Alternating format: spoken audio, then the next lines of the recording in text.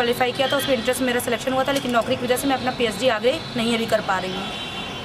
क्या दिक्कत आ रही है? यहाँ जिलाधिकारी के यहाँ क्यों आई हैं आप? जिलाधिकारी के यहाँ मैं इसलिए आई हूँ क्योंकि अनुप्रिया पटेल जी ने जिलाधिकारी को मेरे सामने अपना मेरा जो मैंने लेटर दिया था उसको कहा है कि इनको बुला के इनकी समस्या को दूर किया जाए।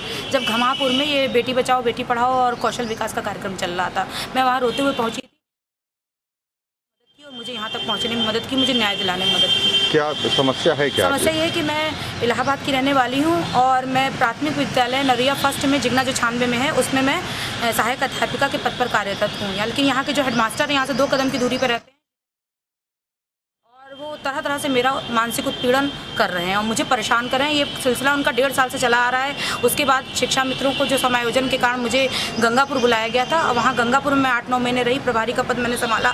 उतने दिन शायद मुझे उनसे मुक्ति मिली रही, लेकिन इन्होंने कोशिश करके ये इनके प्रकारण कानून नियम सब करके मुझे फिर से नरैया फर्स्ट में बुला लिया और यहाँ पे आने के बाद इनका फिर से वही उत्पीड़न मेरे साथ चालू हो गया। ये वहीं रहते हैं, उसके बाद साइन करके गोलो जाते हैं, वही बगल में इनका घर है, मेडिकल स्टोर है, वहाँ से कृषि कार्य करते हैं, गेहूँ की थ्रेशिंग कराते हैं, धान कटवाते हैं, चावल कटवाते हैं, सब्जी लाते हैं, ये बाजारी करते हैं और बगल में पोस्ट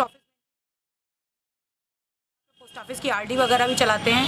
और मेरे ऊपर ये महिला है, इतनी दूर से आ रही है, इसको मैं इतना उत्पीड़ित कर रहा हूँ और अगर मैं कुछ बोलती हूँ तो मुझे धमकी देते हैं कि तुम कहीं पे भी चली जाओ, मेरी पहुँच बहुत ऊपर तक है। और वाकई इनकी पहुँच बहुत ऊपर तक है।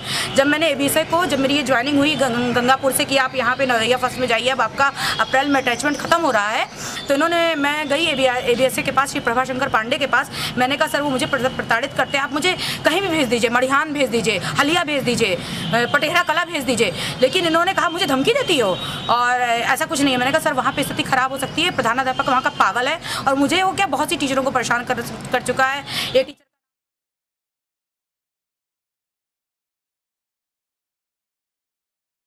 ट्रेनिंग के समय इनके पास थी, मानसिक उत्पीड़न और मुझे परेशान करना खत्म कर दें। ये मुझे बहुत परेशान कर रहे हैं, मुझे ड्यूटी नहीं करने दे रहे हैं। ये कहते हैं तुम अगर अपनी बात रखोगी तो कोई तुम्हारा साथ नहीं देगा। मेरी पहुंच बहुत ऊपर तक है और वाकई इनकी पहुंच बहुत ऊपर तक है। उस दिन मेरा इनसे थोड़ा सा जब मैं नहीं, तो आप इलाहाबाद शिफ्ट होना चाहती हैं, उनको वहाँ से हटवाना चाहती हैं? पहली बात तो अगर ये इतने पास से नौकरी कर रहे हैं तो ये कौन सा नियम है कि कोई 50 मीटर की दूरी से नौकरी कर रहा है, मैं 80 किलोमीटर से दूरी से नौकरी करने आ रही हूँ और इसके बाद ये प्रताव हमको दिखा रहे हैं कि अरे देर हो रही है 5 मिनट। अरे सर 5 मिनट देर हो रही है, 10 मिनट देर हो रही है, इतना बड़ा ये अपराध है। और ये जो चोरी कर रहे हैं, एमडीएम खा रहे हैं, बच्चों का जूता चप्पल खा रहे हैं, ये सब का क्या है?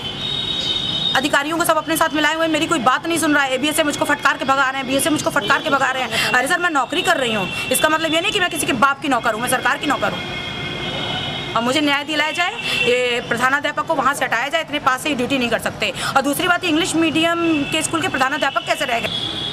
इनको तो वहाँ से बिल्कुल हटाना चाहिए क्योंकि पूरे गांव वालों ने इनके ऊपर लिखा था कि ये यहाँ से जाएं, लेकिन ये पता नहीं कैसे अपनी पैड बनाए हुए हैं कि वहाँ से हटते ही नहीं है। नौकरी करे चले जा रहे हैं, नौकरी करे चले जा रहे हैं, नौकरी करे चले जा रहे हैं और मेरे ऊपर धौंस जमा रहे हैं कि मैं तुम्हें नौकरी नहीं करने दूंगा। और 3 बजे घर से निकलूंगी, मैं 2 सर हंसी नहीं।